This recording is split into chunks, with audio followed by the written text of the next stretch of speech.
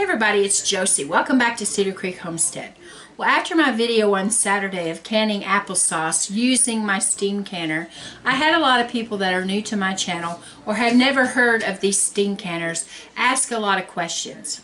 At first I tried to answer each individual, and then I realized that it would be easier for me to come on and do a video explaining all the pieces of this and what it's really used for. So, like I said, this is a steam canner. This is to be used just like you would a hot water bath canner.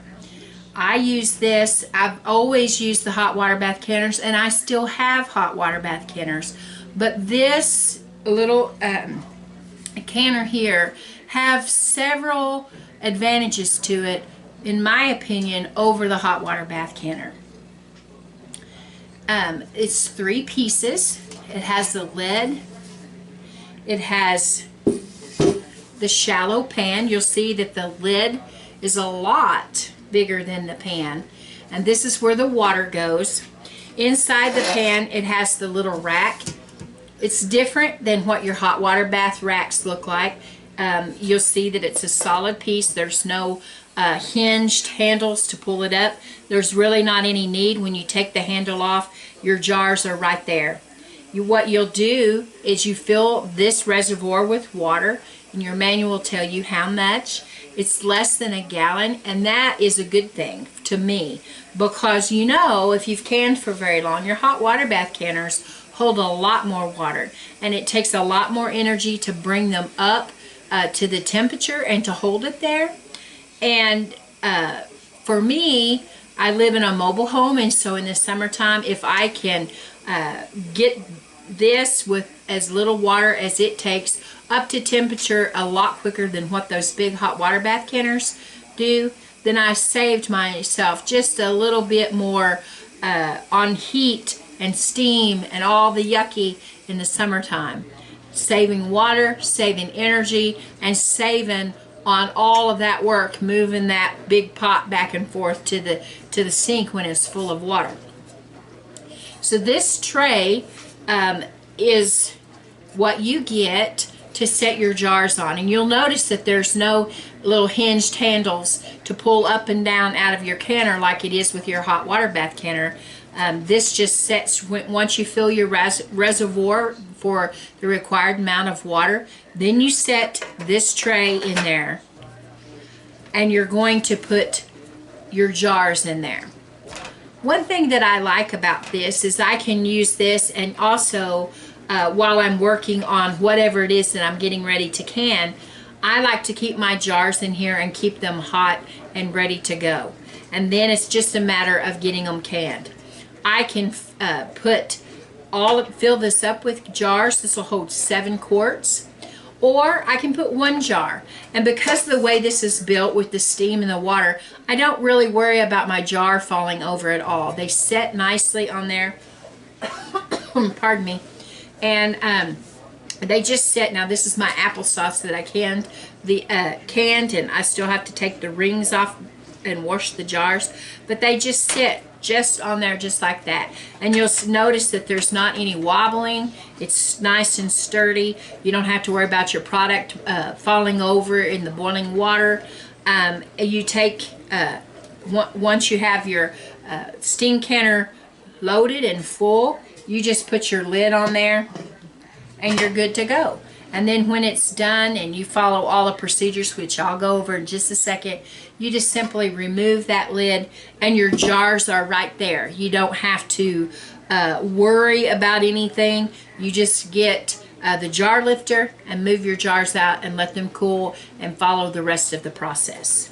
Now the steam canner works by having the water in the reservoir in the bottom, turning your fire on, putting the lid on it, and then allowing that water to come to a boil and build the steam up inside of the canner with the lid on it. Now, all of the canners come with a little hole right here. I hope that you can see that right there in your lid. And some models you have to put your temperature gauge here, like one of those little probe gauges, and measure the temperature so that you know that you're good to go after the steam has built and is starting to come out of this hole. Now, I have one of the lids that has the built-in monitor, or the built-in gauge in it, and it has different indications, different colors that will tell you how high or when you reach the zone for your altitude. And once it gets over there, it's in the green for all of us, but it has different zones built in. When it gets to the color that you need for your zone, then you start building your time. Now these are designed to be able to take the place of the hot water bath canner. In no circumstances at all can your hot water bath canner or your steam canner that we're talking about today take the place of your pressure canner. If you have meats, low acid vegetables, any other kind of thing that is only safe pressure canning, this will not take the place of that. Just hot water bath approved recipes.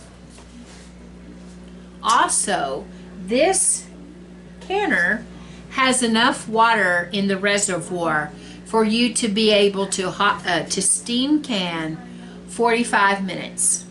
Then your reservoir here is going to run out of water. There's no way to safely take the lid off and add more water, because this is going to instantly drop back down when the lid is removed. So you don't want to let this run out of water at all. So nothing over 45 minutes. I don't think I even can anything that takes 45 minutes in a hot water bath or a steam can. But I'm able to can my tomatoes and my pickles and my jellies and all that kind of stuff. The canning times will be exactly the same. If it takes 15 minutes to in a hot water bath canner for a product, it's going to take 15 minutes in your steam canner, meaning the time that it's at temperature. In your hot water bath canner, you're going to go by the boiling water, and this you're going to go by your steam gauge or by the temperature if you have one that doesn't have the built-in gauge here. But only you're going to go by the time on the recipe. Nothing changes as far as the amount of canning time. The only thing that's different is the amount of time that it takes it to come up to temperature, which is quicker, and the amount of water that you use, which is less, and of course the weight of this versus your big hot water bath canner when they're both full of water. We all know that we need to save money any way we can, and if we can save on energy, and we can save on water, and we can save on our time that's valuable as well, those are all game changers. Now, some of you have asked where I found this. When I bought mine, I got it from Victorio, and you were able to go on their website as Victorio and still get their different products that they had for their kitchens. I've got a food mill, and I've got different products that are through Victorio. I really like the company. This company also offers another version of the steam canner that looks more like a traditional pot that we're all used to. It has a rack in it, and it has a glass lid with a little vent hole, and it still has this gauge on the top.